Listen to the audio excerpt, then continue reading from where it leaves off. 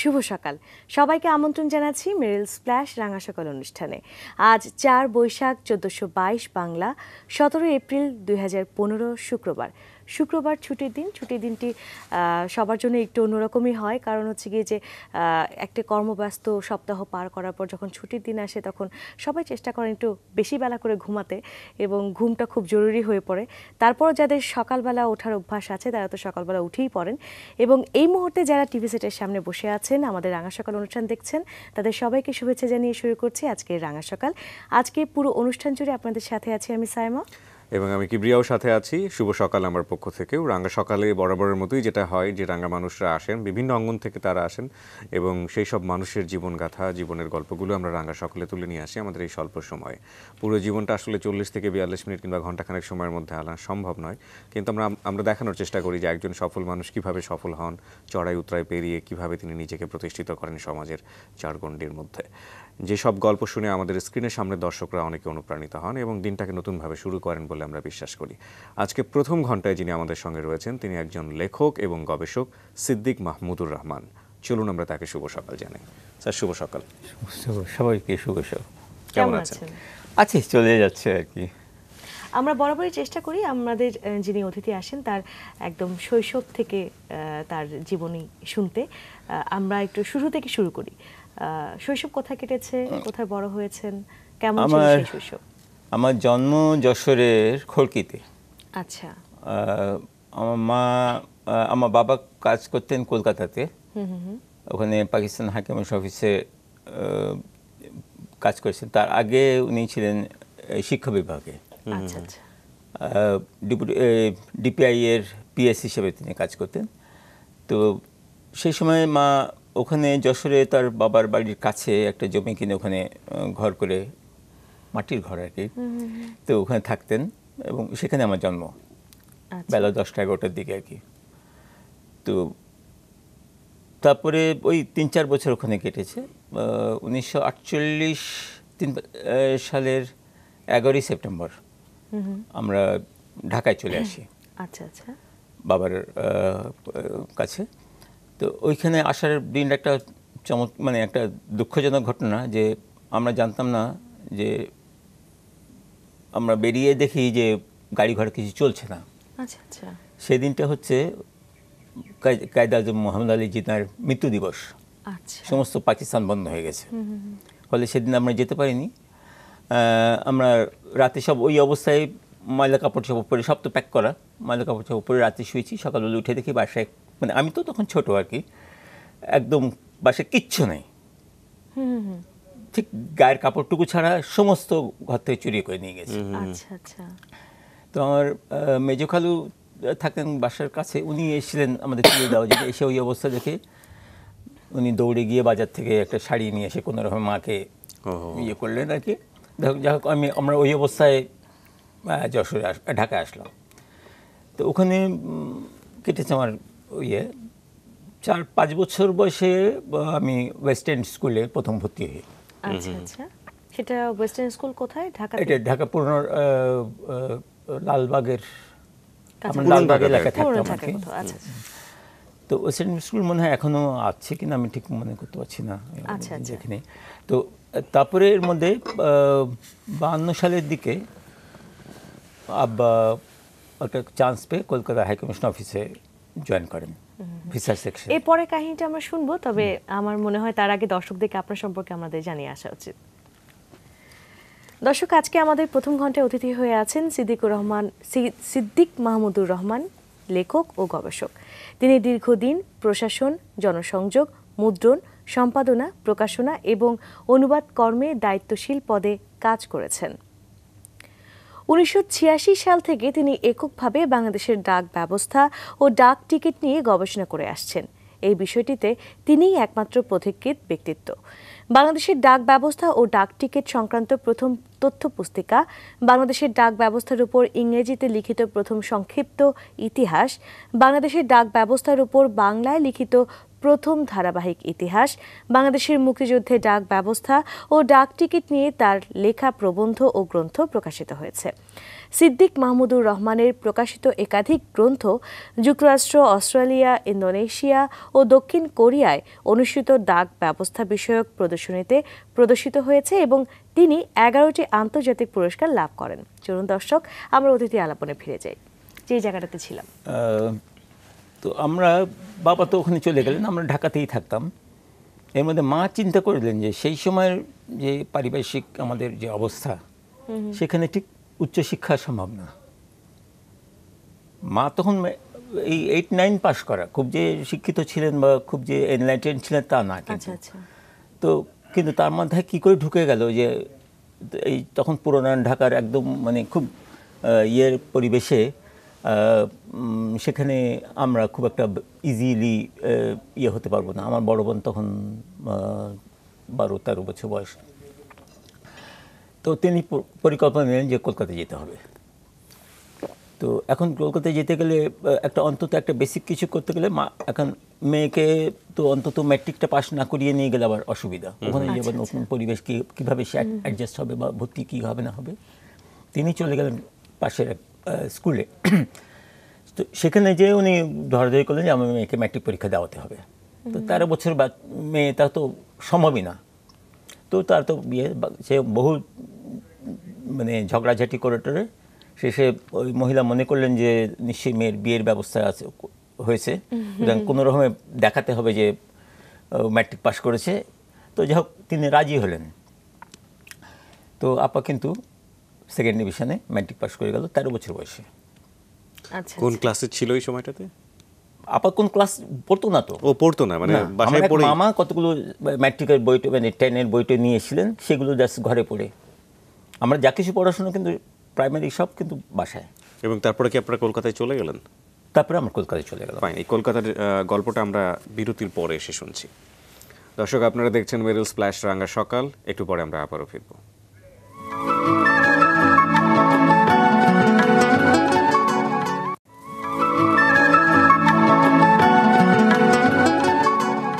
বিরতির পর ফিরে এলাম মেরিল স্প্ল্যাশ রাঙা সকাল অনুষ্ঠানে। প্রথম ঘন্টায় আছি। প্রথম ঘন্টায় আমাদের সাথে অতিথি হয়ে আছেন একজন লেখক ও গবেষক সিদ্দিক মাহমুদুর রহমান। যে জায়গাটাতে ছিলাম, যে আপনি বলছিলেন যে আপনার বোনের ম্যাট্রিক পরীক্ষা 13 বছর বয়সেই দেওয়ানো হলো এবং আপনারা মা এবং পুরো পরিবার মিলে আপনারা সবাই চলে আসলেন কলকাতায়। তারপরে প্রথমে বাবা মনে করেছেন যে আমরা বেড়াতে গেছি, আচ্ছা ঠিক আছে, ওনার কলিগের বাসায় আমাদের তুললেন। কিন্তু তারপরে তো মা তার মানে থলের বিড়াল বের করলেন আর কি, বের করে বললেন কি এরকম। তখন তো বাবা একটু, এখন কি করবেন, এসে তো পড়েছে সব মানে হাড়ি পাতিল সব কিছু নিয়ে বস্তা।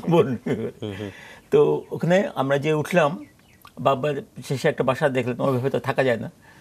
তো বাসা দেখলেন তারেক দত্ত রোডের, বালিগঞ্জে তারেক দত্ত রোডের একটা বেশ 3তলা বাসায়।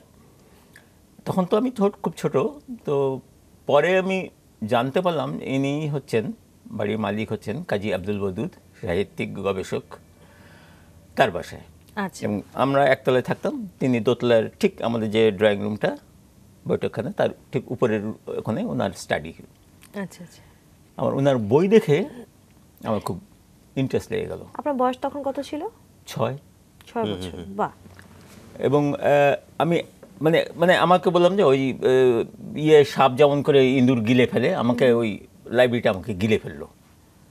এখন উনি এমনি রবীন্দ্র রচনাবলী, সমস্ত ধরনের সে সময় রচনাবলী, তারপরে ব্রিটিশ আমলে বের হওয়া শিশু এনসাইক্লোপিডিয়া, আমি জানি না ওটা এখন নামটাম কি আছে ছিল আর মানে এখন পুরো মনে নেই।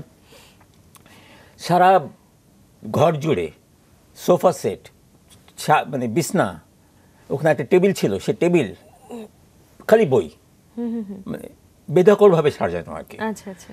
তো আমি যে ওই ঘাটা শুরু করলাম, কিন্তু ভদ্রলোক বয়স অত্যন্ত, তখনই মনে হয় প্রায় 70-এর উপরে বয়স, কিন্তু তিনি কিচ্ছু বলতেন না। কিন্তু আমাকে, আমি যে বই ঘাটছি, উল্টো পাল্টা করছি, এটা টানছি ওটা টানছি, কিচ্ছু বলতেন না। বলা অস্বাভাবিক, কারণ হচ্ছে গিয়ে যে এত কম বয়সে একজন একটা ছেলের পক্ষে এই বইগুলো পছন্দ করা, এটা আসলে খুব অন্যরকম, ইন্টারেস্টিং, রাইট? তো প্রথম বছর তো তখন একটু অফ টাইমে আমরা গেছি, স্কুলে ভর্তি টর্তি সমস্যা ছিল।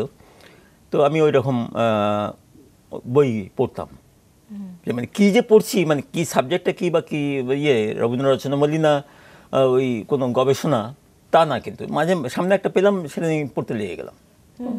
ওই পড়ার আগ্রহটা আমার কিন্তু সেই সময় এসে গেল। আচ্ছা, আরেকটা বিষয় যেটা আমরা জানি যে আপনার মাও বেশ সাহিত্য রচনা করেছেন দীর্ঘদিন ধরে। মা প্রচুর লেখা এখনো আছে, আমি ওগুলো আর বের করতে পারিনি, আমি এখন দেখি চেষ্টা করছি ওগুলো। এবং আপনার কি ইচ্ছাটা কি তাহলে ওখান থেকেও কিছু এসেছে কি?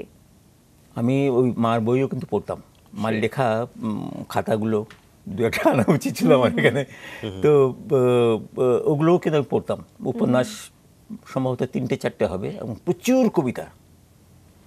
এবং আমি জানি না মানে সেই সময়ের মার মানে আইকিউ কীভাবে ছিল, মানে এই এনলাইটমেন্ট কীভাবে এসেছিল। তিনি, তার একটা কবিতা আছে নাজিম হিকমতের উপরে, তুরস্কের কবিতা নাজিম হিকমতের উপর লেখা কবিতা। তো ওগুলো আমাকে কিন্তু আস্তে আস্তে কোনো মনে হয় ভিতরে এই লেখালেখির ব্যাপারটা, আর আব্বার ব্যাপারটা মজার জিনিস হচ্ছে আব্বা খুব একটা লেখালেখি করতেন। আমার কাছে খুব ইন্টারেস্টিং লাগছে যে আপনার মা তো খুব বেশি দূর পর্যন্ত পড়াশোনা করেননি, আপনি যেটা বলছিলেন। ম্যাট্রিক পরে মনে হয়, মানে বিয়ের পরে মনে হয় ম্যাট্রিক পরীক্ষা দিয়েছিলেন। আচ্ছা, তো এইরকম একজন শিক্ষিত মানুষ নাজিম হিকমত বা এত সুন্দর লেখালেখি করছে, মানে এইটা হচ্ছে কি, আমার মনে হয় ওই সময়ে আমাদের বাড়িটা কিন্তু একটু অলওয়েজ পড়াশোনা, এটা বইপত্র, আব্বা কিন্তু গল্প বই আনতেন, ম্যাগাজিন আনতেন বাসায়। আচ্ছা আচ্ছা। হ্যাঁ, আব্বা খুব একটা পড়াশোনা করতেন না, কিন্তু মজার ব্যাপার হচ্ছে আমাদের আত্মীয় স্বজনের মধ্যে যারই বিয়ে হোক না কেন, বিয়ের যে উপহারপত্র লেখা ওটা কিন্তু আব্বা করে দিতেন। এবং মজার মজার সব লেখাগুলো। আচ্ছা, আমার একটা স্মৃতি কথা মানে তৈরি করেছি, খুব শীঘ্রই বের করবো, ওই কলকাতা নাম দিয়ে। আমার ওই সময়টা ওখানে আমি আব্বার দু একটা লেখা আমি কোট করেছি আর কি, ওই সময় তিনি লিখেছেন আর কি। আচ্ছা, না আমরা যেখানে ছিলাম, যে কলকাতার প্রসঙ্গে আপনি কথা বলছিলেন, তো আমি ওইখানে ওই পড়তাম। তবে স্কুলে ভর্তি করে দেওয়া হলো আমাদের পাড়ায় একটা কনভেন্টে। মার আইডিয়া ছিল ওই মানে ইংরেজি শিক্ষা বিদেশে যাবে আমার ছেলে মেয়েরা, বড় কিছু চাকরি বা বড় কিছু করবে আর কি, এই টাইপের একটা ভাবনা তার ছিল।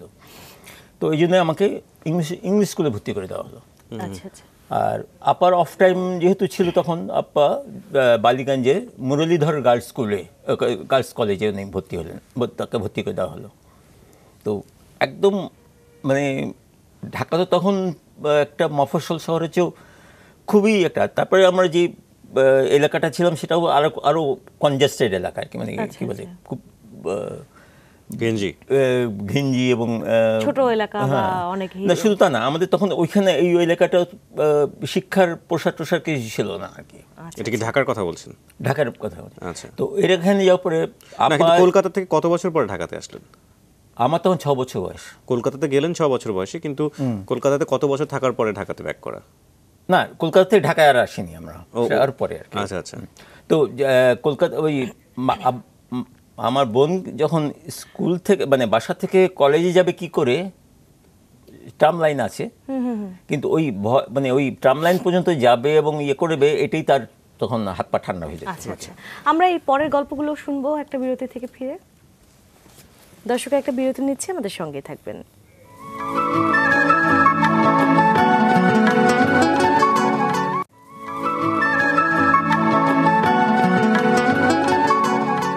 দর্শক, আপনারা দেখছেন মেরিল স্প্ল্যাশ রাঙা সকাল। কিবরিয়া এবং সাইমা আপনাদের সঙ্গে রয়েছি, এবং প্রথম ঘন্টায় আমাদের সঙ্গে অতিথি হয়েছেন লেখক ও গবেষক সিদ্দিক মাহমুদুর রহমান। আমরা চলে যাচ্ছি অতিথি আলাপনে। স্যার, আমরা যে প্রসঙ্গে ছিলাম কলকাতার জীবন, এবং আমরা যখন বিরতিতে ছিলাম তখন জানার চেষ্টা করছিলাম যে কলকাতায় আপনার 13 বছরের জীবন, তারপরে ঢাকাতে ফিরে আসা। তো 8 বছর 7 আর 8-এর মাঝখানে বড় ভাই ডাকটিকিট সংগ্রহ শুরু করলো তার কোনো বন্ধুর ইয়েতে, বেশ সুন্দর সুন্দর রঙিন ডাকটিকিট। আমি খুব প্রলুব্ধ হলাম, কিন্তু ভাইয়ের কাছে কিছুতেই এগোতে পারতাম না। মজাও হচ্ছে 1 বছরের মধ্যে তার ওই শখ উবে গেল, তিনি খাতাটা আমাকে দান করে দিলেন। বাহ, মজা, মানে এটা অদ্ভুত লাগে যে আমাদের যে ইয়েতে ওখানে তখন আমাদের চারপাশেও ওরকম কেউ ছিলেন না, কিন্তু ওই ডাকটিকিটগুলো আমার কাছে চলে আসলো যখন, আমি ওটা ওই রকম, আমি বললাম যে ওই সাপের মতো গিলে ফেললো আমাকে। এই ডাক টিকিট নিয়েই কিন্তু আমার মাথায় ঢুকলো এটা ওটা আরও জমাই, এদিক দিয়ে করি, এদিকে ছোটোখাটো অল্প কিছু পয়সা পেলে ওগুলো ইয়ে করি, ওই দিয়ে ডাক টিকিট কিনি। এইভাবে এটা চলতে হবে। এইভাবে আমার এখানে ওই স্কুল থেকে আরেকটা স্কুল, সেখান থেকে আরেকটা স্কুল, এইভাবে কিছুটা স্কুল বদল করার পরে আমি প্রাইভেটে কলকাতা থেকে আমি স্কুল ফাইনাল পরীক্ষা দিই। আচ্ছা। সেবার একটু মজার জিনিস হচ্ছে যে সেই সময়ে আমি যেবার পরীক্ষা দিলাম সে বছর 13% পরীক্ষা পাশ করলো। তখন রেজাল্ট উঠেছে, বাবা তো অফিস কলেজ স্কুলে ফোন করেছেন যে এরকম স্যার এরকম আমার ছেলে, তো আজকে রমেশ সাহেব আপনি আসেন আমাদের অফিসে একটু দেখা করেন। তো গেছে, তো হেডমাস্টার সাহেব তাকে বেশ মিষ্টি খাওয়াচ্ছেন, মিষ্টি দিয়ে এসে রমেশ সাহেব খান। তো উনি অবাক হয়ে গেছেন, কী ব্যাপার? বলে 13%-এর মধ্যে সেকেন্ড ডিভিশনে পাশ করেছে হার্ডলি কয়েকশো, এবং ওই স্কুল থেকে আমি একমাত্র সেকেন্ড ডিভিশন। বাহ। আচ্ছা। তো আমি যখন ওটা পরে বাবা আমাকে বলছেন আর কি, তো আমরা ওটা তখন 65-এর মার্চ এপ্রিলে, তো বাবা আমাকে পাঠিয়ে দিলেন।